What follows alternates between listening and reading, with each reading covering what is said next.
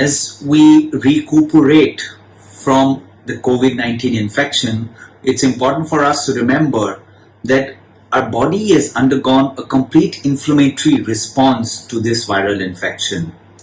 And recent studies from Italy, where we've got a lot of medical data in the past also regarding this infection, has actually told us barely 12.5 to 13% of people feel absolutely normal within 2 months of recovery of an infection. That doesn't mean you feel terrible, but that means there is some form of complaint still persistent after 2 months of recovery.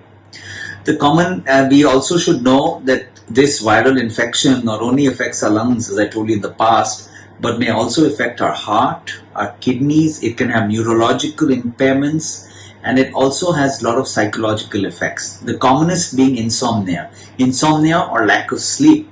Patients complain of anxiety, not able to sleep in the day or in the night. They complain of depression, and this needs to be tactfully dealt, and the patient should voluntarily come ahead and express a concern to the healthcare worker. The other problem that people have after recovery of COVID infection is also one that includes lack of energy, asthenia, fatigue that can remain persistent for a long time.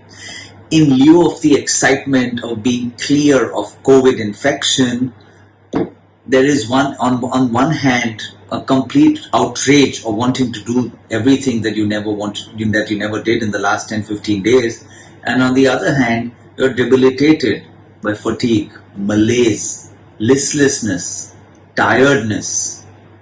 So this balance must be maintained. Whereas your mind wants to do a lot, it's important that your body takes complete rest. Do not rush into doing everything that you've been wanting to do. As I've been telling you, relax. Give this time to yourself. Do puzzles, do quizzes, do bedside games so that your mind gets occupied, and it also improves your mental health. The other thing that happens is, do not feel that after you're out of the hospital or after you've been declared free of infection, this is the end of the infection. There can be subtle warning signs which shouldn't be ignored. May it be cough, chest pain, breathlessness, may it be a neurological symptom like weakness of one hand, leg, feet, slurring of speech. In case any of the warning signs do occur or a new symptom that occurs, you must report immediately back to your healthcare worker and doctor.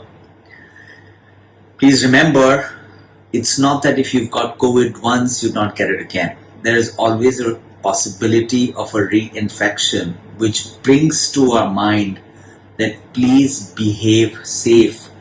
Do the big 5 things that I've been telling time and over again. Wear a mask. Keep a physical distance. Wash your hands with soap and water for at least 20 seconds or an alcohol-based rub.